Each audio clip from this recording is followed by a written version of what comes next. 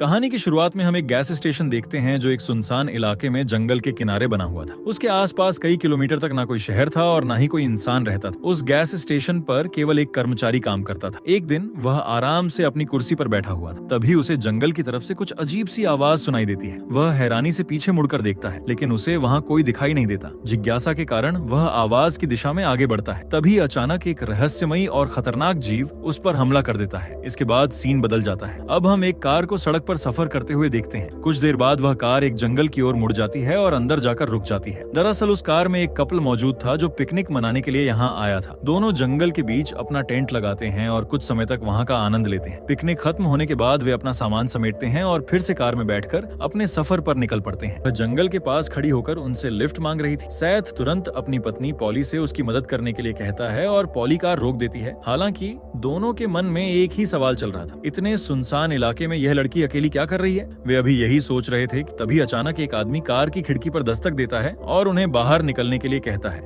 ये देखकर सैथ और पॉली घबरा जाती। पॉली दरवाजा खोलने से मना कर देती है, लेकिन वह आदमी बंदूक दिखाकर उन्हें डराने लगता है। मजबूर होकर जैसे ही पॉली दरवाजा खोलती है, वह आदमी उसे बाहर खींच लेता है और बंदूक के बल पर धमकाने लगता है। सैथ घबराकर उसे कहता है, हम तुम्हारा कुछ नहीं बिगाड़ेंगे, तुम्हें जो चाहिए ले लो। तभी वह लड़की आगे आती है। इतनी जल्दी हो सके निकलना होगा। सईद की ये बात सुनते ही चारों घबरा जाते हैं और तुरंत वहाँ से निकल पड़ते हैं। रास्ते में गन वाला आदमी अपनी उंगली पर नजर डालता है। उसकी उंगली में एक छोटा सा कांटा छुपा हुआ था। वह उसे निकाल कर फेंक देता है। दरअसल ये कांटा उसी रहस्यमय जीव का था जो कुछ देर पहले उनकी गाड़ी के टायर के नीचे आ गया था। जब वे टायर बदल रहे थे तभी उसके कुछ कांटे टायर में फंस गए थे। यह वही गैस स्टेशन था जिसे हमने कहानी की शुरुआत में देखा था। सैथ गाड़ी में पेट्रोल भरने लगता है, जबकि डेनिस और पॉली स्टोर के अंदर कुछ सामान लेने चले जाते हैं। चारों ओर नजर दौड़ाने पर उन्हें अंदर कोई दिखाई नहीं देता। इसी बीच डेनिस की गर्लफ्रेंड टॉयलेट की तरफ चली जाती है। वह टॉयलेट का दरवाजा खोलने की कोशिश करती है, लेकिन दरवाजा नहीं खुलता। दूसरी तरफ डेनिस और पॉली स्टोर के अंदर इधर उधर देखते हैं। पूरा स्टोर खाली पड़ा था। डेनिस बार बार स्टोर मैनेजर को आवाज लगाता है, लेकिन कोई जवाब नहीं मिलता। कुछ कोशिशों के बाद उसकी गर्लफ्रेंड टॉयलेट का दरवाजा खोलने में कामयाब हो जाती है, लेकिन अंदर का नजारा देखकर उसके होश उड़ जाते हैं। वह देखती है कि एक आदमी अधमरी हालत में जमीन पर पड़ा हुआ था और उसके पूरे शरीर से लंबे लंबे कांटे बाहर निकले हुए थे। ये भयानक दृश्य देखकर वह घबराते हुए तुरंत डेनिस के पास भागती है और उसे सब कुछ बताती है, लेकिन डेनिस उसकी बात पर यकीन नहीं करता। वह कहता है भी वह भयानक मॉन्स्टर तेजी से सैथ की तरफ बढ़ने लगता है। मॉन्स्टर को अपनी ओर आते देख सैथ डर के मारे जम सा जाता है। उसका शरीर मानो काम करना बंद कर देता है। तभी पॉली जोर जोर से चिल्लाकर उसे अंदर आने के लिए कहती है। पॉली की आवाज सुनकर सैथ को होश आता है और वह पूरी ताकत से भागते हुए स्टोर के अंदर पहुंच जाता है। अब वह मॉन्स्टर उनकी गाड़ी के ऊपर चढ़कर बैठ जाता है। उसे देखकर सभी के मन में एक ही सवाल था, आखिर यह चीज है क्या और वे किस मुसीबत में फंस चुके हैं। वे ऐसी जगह फंसे हुए थे जहां उनके चारों तरफ कई किलोमीटर तक सिर्फ घना जंगल ही जंगल था। तभी पॉली की नजर एक सेल फोन पर पड़ती है। वह तुरंत उसकी ओर दौड़ती है और मदद के लिए पुलिस को कॉल करने की कोशिश करती है, लेकिन इससे पहले कि कॉल लग पाती, डेनिस गुस्से में आकर उस सेल फोन को पकड़े हुए अंदर तक आ जाता है। जैसे ही सईद दरवाजा बंद करता है, वह हाथ कटकर स्टोर के अंदर गिर जाता है। सबसे डरावनी बात यह थी कि कट जाने के बाद भी उस हाथ में जान बाकी थी। वह लगातार हिल रहा था। डेनिस गुस्से में एक भारी बोरी उठाकर उस हाथ पर पटक देता है, लेकिन उससे भी उस हाथ पर कोई खास असर नहीं होता। अब सभी देखते हैं कि उस कटे हुए हाथ से कई लंबे लंबे कांटे बाहर निकल रहे हैं। दरअसल उस मॉन्स्टर के हमले के बाद डेनिस की गर्लफ्रेंड भी संक्रमित हो चुकी थी और धीरे धीरे खुद एक मॉन्स्टर में बदल रही थी। हैरानी की बात यह थी कि उसके हाथ से लाल खून नहीं निकल रहा था, बल्कि काले रंग का खून बह रहा था। ये देखकर सैथ कहता है, ये सामान्य खून नहीं, ये पूरी तरह संक्रमित खून है। दरअसल सैथ बायोलॉजी में पीएचडी कर चुका था, इसलिए उसे ऐसी चीजों की अच्छी समझ थी। वहीं बाहर डेनिस की गर्लफ्रेंड उस पर झपट पड़ता है। उसके टकराने से वॉकी टॉकी नीचे गिर जाता है